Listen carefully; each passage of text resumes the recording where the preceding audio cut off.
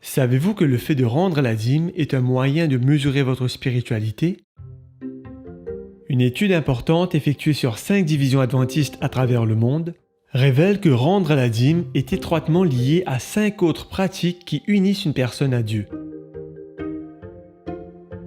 Étudier quotidiennement la Bible, avoir un temps de prière quotidien, vivre le sabbat, étudier régulièrement la leçon de l'école du sabbat et être présent à l'école du sabbat. L'absence d'une de ces pratiques, y compris rendre la dîme, peut indiquer qu'une séparation spirituelle est en cours, ce qui augmente le risque d'apostasie.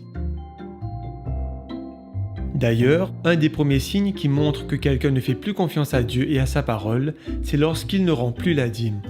C'est comme si le Dieu qu'il adore serait si faible que s'il obéissait à sa voix en rendant la dîme, Dieu serait incapable de prendre soin de lui. En effet, pour rendre la dîme, on doit premièrement croire qu'il y a un Dieu dans le ciel, que sa parole est toujours irrévocable, et qu'en tant que pourvoyeur, il dirige les événements de la vie, étant capable de faire bien plus que ce que nous demandons ou pensons. Souvenez-vous qu'en adorant Dieu par votre dîme, vous renforcez votre relation avec lui, exerçant votre foi en lui en tant que pourvoyeur. Lorsque vous rendez votre dîme et que vous vous engagez, demandez à Dieu de vous donner des habitudes spirituelles saines qui renforceront votre confiance en lui et qui vous garderont connectés à son amour infini. Mettons nos désirs en dernier et Dieu en premier. À toi qui me regardes derrière ton écran, je tiens à te souhaiter une bienvenue. Mais avant de commencer ce moment de louange à notre Dieu, je t'invite à prier avec moi. Seigneur Dieu Tout-Puissant, conduis ce moment de louange, qu'il soit pour ta gloire. Amen.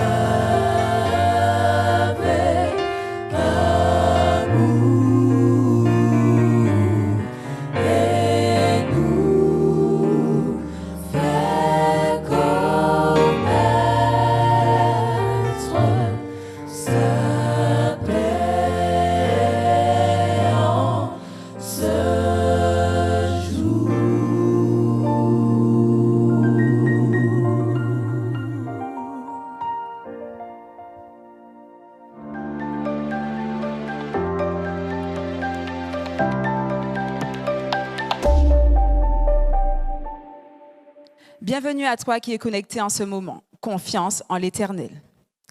Ouvrons nos Bibles et lisons 2 Chroniques 20 au verset 20. Le lendemain, ils se mirent en marche de grand matin pour le désert de Tekoa.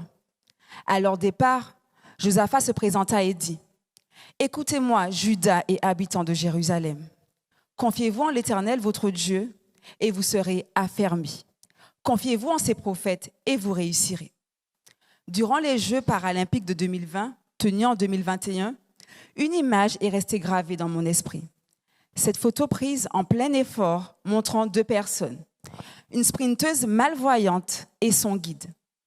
L'Express, l'un des hebdomadaires nationaux, a commenté cette photo en disant ça.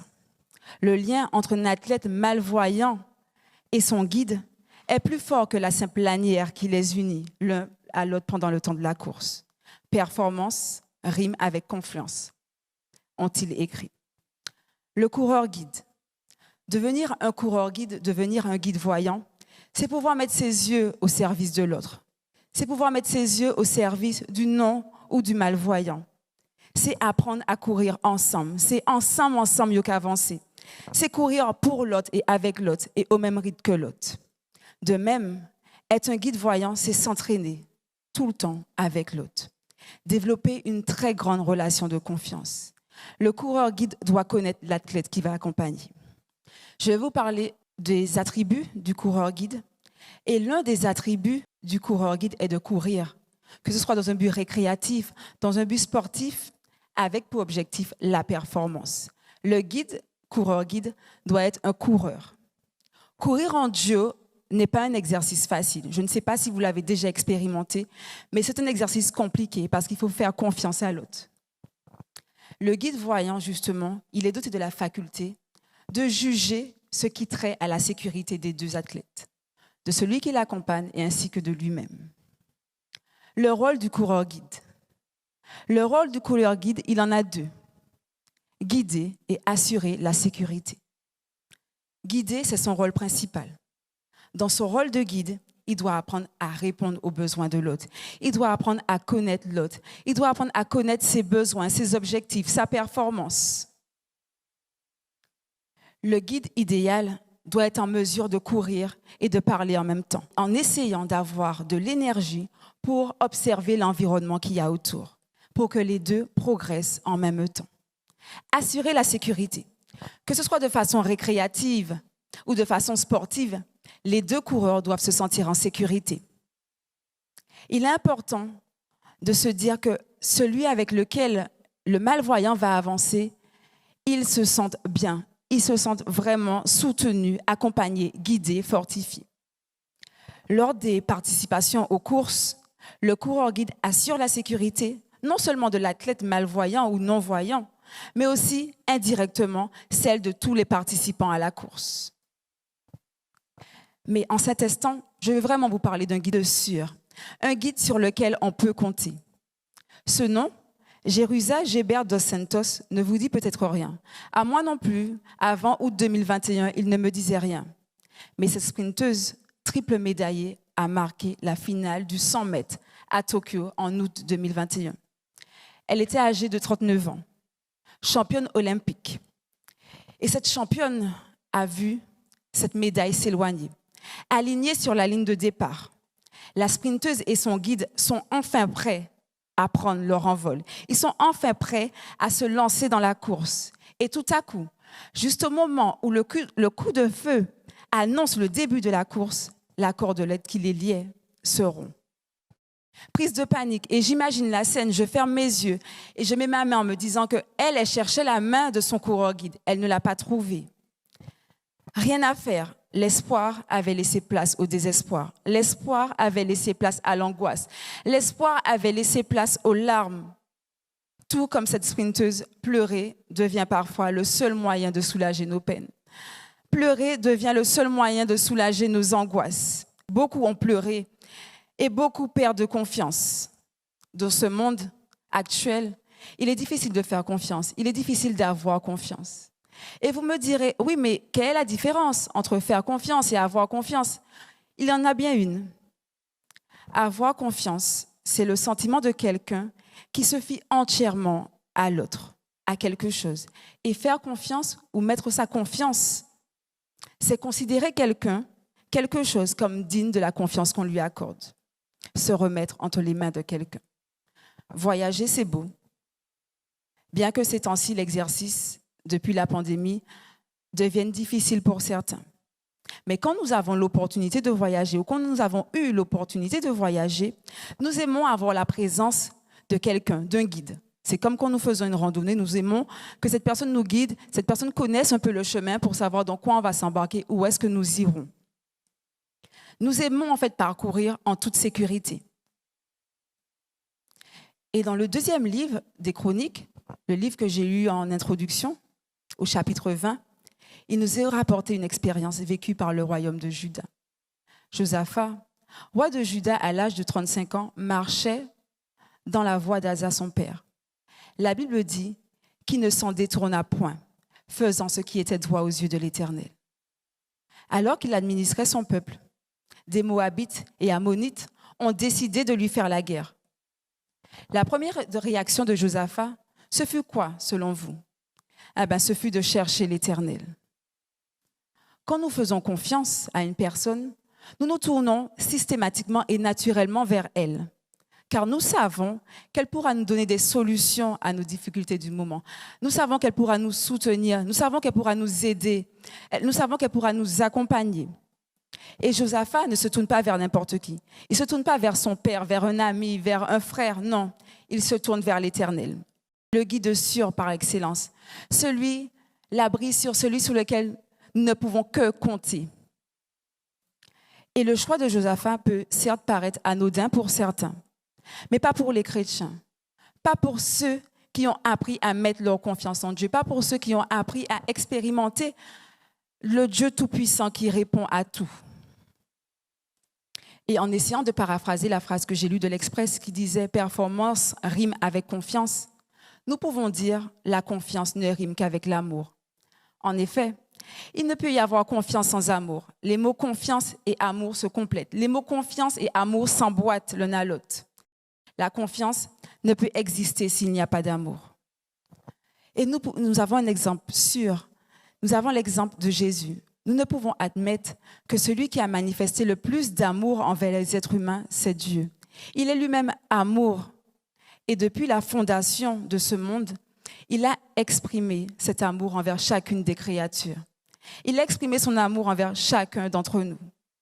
Il l'a particulièrement démontré par le don du souffle de vie, par le don de la croix. Regardez à la croix du Calvaire. Il y a là un gage permanent de l'amour sans borne, l'amour sans faille, l'amour indestructible, l'amour qui est grand et qui ne s'explique pas. Des compassions infinies du Père Céleste. Et dans 2 Chroniques 20, au verset 20, Esdras rapporte les paroles de Josaphat en ces termes. « Confiez-vous en l'Éternel, votre Dieu, et vous serez affermis. Confiez-vous en ses prophètes, et vous réussirez. » Nous allons décomposer ces 2 versets en 4 parties. 2 conditions, 2 conséquences. 2 conditions. Confiez-vous en l'Éternel, votre Dieu, et confiez-vous en ses prophètes. Les 2 conséquences, vous serez affermis et vous réussirez. Oui, vous réussirez. Oui, nous réussirons. Nous restons sur ces 2 conditions, conséquences. Confiez-vous en l'Éternel, votre Dieu. Il est notre Dieu, et Job l'a dit. Vous connaissez l'histoire de Job. Job a vécu des moments difficiles, mais il l'a dit, il l'a affirmé, il a dit haut et fort, Dieu est grand. Oui, Dieu est grand, chers jeunes. Mais sa grandeur nous échappe. Le nombre de ses années est impénétrable. Oui, Dieu est digne de confiance, tout simplement parce qu'il est notre Dieu. Le geste de Josaphat, en recherchant Dieu premièrement, le démontre bien. Josaphat se tourne vers Dieu. Ce n'est pas un geste banal, un geste anodin. En se tournant vers Dieu, Josaphat démontre sa foi en ce qu'il a appris à connaître lui-même. Il a appris à expérimenter la présence de Dieu. Ce n'est pas une attitude qui prit naissance du jour au lendemain. Il a tout d'abord reçu une éducation de son père qui le poussait toujours à rechercher Dieu, à rester constamment en la présence de l'Éternel. Alors, chers jeunes, dans la vie, tu auras besoin de rechercher Dieu, que ce soit pour ta vie familiale, ta vie professionnelle, ta vie sociale, ta vie sentimentale. Oui, tu auras besoin de rechercher Dieu. Apprends à le connaître, apprends à vivre en sa présence, apprends surtout à compter sur lui d'heure en heure et à chaque seconde. Et vous me direz, oui, mais avoir confiance en Dieu, c'est comme avoir confiance aux autres. Ah ben non, avoir confiance en Dieu est très loin du schéma de la confiance que nous accordons aux membres de notre famille, aux dirigeants d'église, à nos amis, à nos maris, à nos femmes, à nos fiancés. Avoir confiance en Dieu, c'est être certain qu'il nous écoute. C'est être certain qu'il fera ce qui convient de mieux pour nous. Et je vais vous raconter l'expérience d'une jeune fille. À l'âge de 4 ans, une petite fille voit sa vie basculer, voit son présent basculer lorsque sa mère l'abandonne. Elle et sa sœur aînée à leur père violent. Après une tentative de suicide à 8 ans, elle est récupérée par sa mère qui lui fait connaître Christ. Comme certains d'entre nous, à 12 ans, elle décide de faire alliance avec Dieu. À ce stade, tout devrait bien se dérouler, n'est-ce pas? Hélas, non. À la suite de ce choix, elle commence à se questionner, elle commence à se poser des questions existentielles sur l'existence véritable de Dieu, de qui est ce Dieu et pourquoi autant de malheurs lui sont arrivés. Les réponses n'arrivent pas. Vers l'adolescence, elle se détourne des voies de Dieu. Et là commence la spirale infernale, drogue, alcool et j'en passe, pour ne citer que ceci. Durant son témoignage, elle dit une chose surprenante, une chose qui m'a marquée. Elle dit « Je priais toujours, et même si j'avais l'impression que Dieu ne m'écoutait pas, mais j'insistais, parce que je voulais voir si un jour il m'entendait et s'il allait me sortir de là. » Wow! Malgré tout ce qui lui était arrivé durant son enfance, malgré toutes les situations par lesquelles elle était passée, cette jeune fille, elle avait gardé espoir. Elle avait gardé l'espoir de voir Dieu agir dans sa vie. Confiez-vous en l'Éternel et vous serez affermis. Oh oui, confiez-vous en l'Éternel et vous serez affermis. Dans le livre de Juges, nous pouvons découvrir la vie de Samson.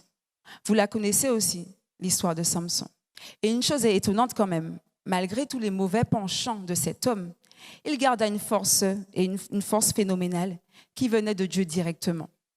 Et un jour, suite à une désobéissance de plus, l'Éternel ne fut plus avec lui. Était-ce fini? Et non, rien n'est jamais fini avec l'Éternel.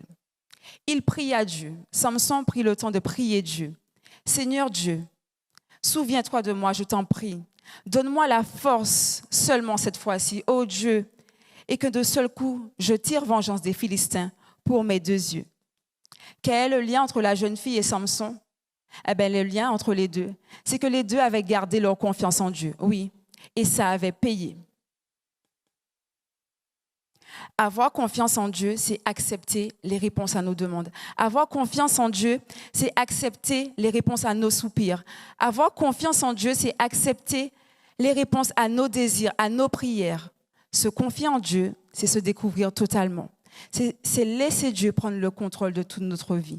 C'est laisser Dieu prendre le contrôle de tout notre être. Samson n'avait plus rien à perdre. Il avait tout à gagner dans cet ultime combat contre le mal. Samson prit conscience durant ces moments de malheur que seul Dieu était son espoir, que seul Dieu était son appui. Il a reconnu qu'il pouvait compter que sur Dieu. Que Dieu est un abri sûr, un secours toujours prêt dans la détresse. Que Dieu est un guide sûr. C'est pourquoi il va dire ces paroles que nous connaissons au psaume 46. C'est pourquoi nous n'avons rien à craindre. Même si la terre se met à trembler, même si les montagnes s'écroulent au fond des mers, même si les flots de la mer mugissent, écument, se soulèvent à faire trembler les montagnes. Amen. Certains événements, certaines blessures nous laissent dans le chaos total. Nous nous laissons souvent submerger par les volcans, nous nous laissons souvent submerger par les tsunamis, nous nous laissons souvent submerger par les tremblements de terre qui explosent dans nos vies. Et nous oublions que nous avons un Dieu en qui nous pouvons avoir confiance. Et dans ces moments-là, nous sombrons. Alors, garder confiance est notre seule sauvegarde dans ce monde de désespoir. Et je vais conclure en reprenant le commentaire de l'Express. Il disait « Le lien entre un athlète malvoyant et son guide est plus fort que la lanière qui les unit le temps de la course. Performance ne rime qu'avec confiance. » Dans cette pratique de course pour les malvoyants, pour les non-voyants, pour les aveugles, les options diffèrent selon le degré de vision. Et malheureusement, les accidents arrivent, comme celui de Jerusa Gilbert dos Santos. Durant notre voyage sur Terre, nous avons besoin d'avoir l'assurance de parcourir cette route avec un guide sûr. Comme ces coureurs qui souffrent de malformations quelconques, nous avons besoin d'un guide qui nous connaît parfaitement. Nous avons besoin d'un guide qui connaît l'itinéraire à parcourir. Nous avons besoin d'un guide qui a une vision générale des dangers qui nous menacent. Et oui, les obstacles seront nombreux. Nous ne les voyons pas. Notre vision du monde est trop étriquée. Notre vision du monde est étriquée. Eh bien, nous portons le regard sur nous-mêmes. Nous sommes centrés sur notre petite personne. Et emprunter ce chemin seul de la vie n'est pas raisonnable. Il est irraisonnable, il est déraisonnable. Et c'est même manquer de sagesse. Notre guide sûr, chers jeunes, l'Éternel des armées. Notre guide sûr, le Seigneur des seigneurs. Notre guide sûr, le Roi des rois. Il aura toujours et il voudra toujours nous proposer son aide. Il désire nous porter dans ses bras d'amour. Il désire nous accompagner. Il veut assurer notre sécurité. Notre guide sûr, oui, c'est Jésus-Christ. Il a laissé son palais céleste pour venir sauver des personnes qui lui ont totalement tourné le dos. Des personnes qui ont rompu le lien qui existait entre lui et elle. Maintenant que l'alliance a été rétablie, veillons à ne pas rompre ce lien. Le lien de la foi, le lien de la confiance. Gardons en mémoire les paroles de ce cantique qui a pour titre « Confiance ». Écoute attentivement, cher jeune. Tu peux même fermer les yeux pendant que je vais lire. Quand le ciel s'ouvre à ta prière et que t'élevant de la terre, tu t'approches du divin roi, de Jésus, crois au sacrifice. Dans sa justice, réjouis-toi. Mais dès que l'épreuve cruelle succède à cette heure si belle, et dès que vacille ta foi, prends courage et courage. Dieu voit tes détresses. Dieu n'est pas insensible à tes détresses. Sur ses promesses dures et vraies, repose-toi. Son grand amour calme et console. Il est partout dans sa parole, immuable comme sa loi. Du salut, saisis l'assurance. Dans l'espérance, ranime-toi, lève-toi. Bientôt, ton dur pèlerinage s'achèvera malgré l'orage. À la rencontre de ton Dieu, à la rencontre de ton roi, refoulant tes vaines alarmes, séchant tes larmes, prépare-toi. Et oui, cher jeune, garde confiance en Dieu.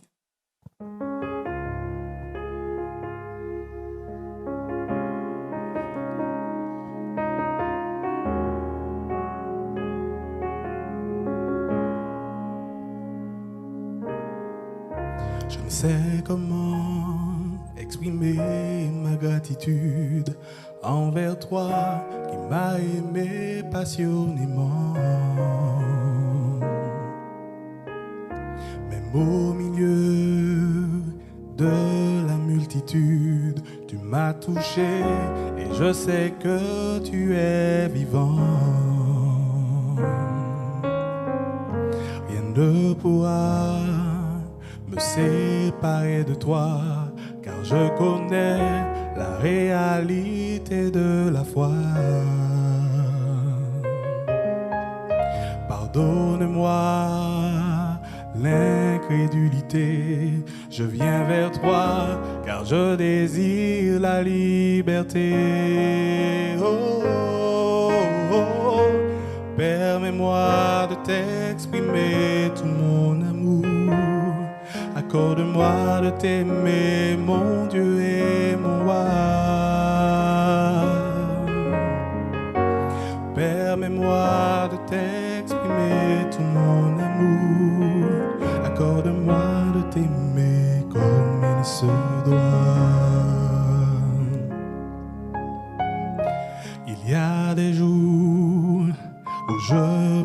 si loin. La confusion me fait perdre la direction.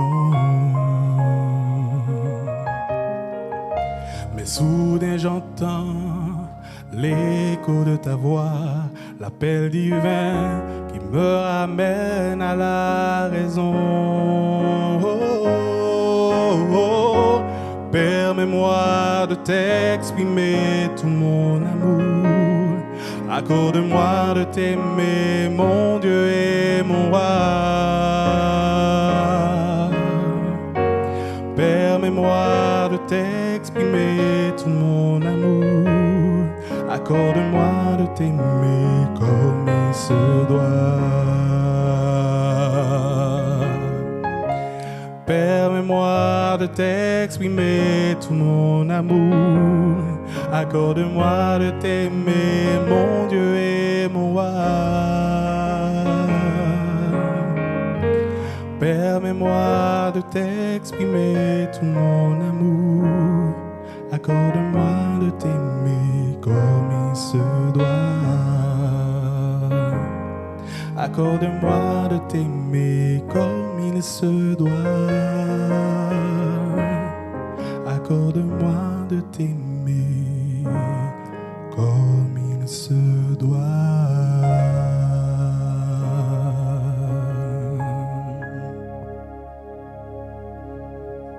Prions ensemble. Éternel Dieu Tout-Puissant, merci d'avoir parlé à nos cœurs. Merci de nous rappeler, Seigneur, que tu es un abri sûr. Seigneur, tu es un guide par excellence qui est toujours là à nous secourir. Seigneur, nous avons besoin de toi par ces temps difficiles. Alors, Seigneur, accompagne-nous, fortifie-nous, guide-nous. Tu connais chaque jeune qui est connecté en ce moment, Seigneur. Alors, je te demande de pourvoir à leurs besoins et de savoir que tu seras toujours auprès d'eux. Amen.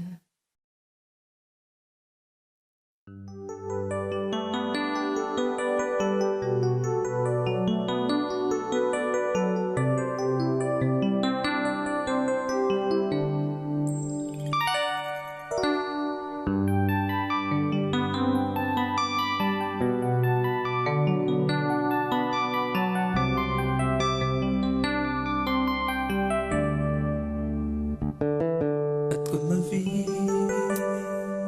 à toi mon cœur, à toi divin soleil, toi mon sauveur, à toi ma vie, à toi mon cœur, à toi selon ce jour, et pour toujours, et pour toujours.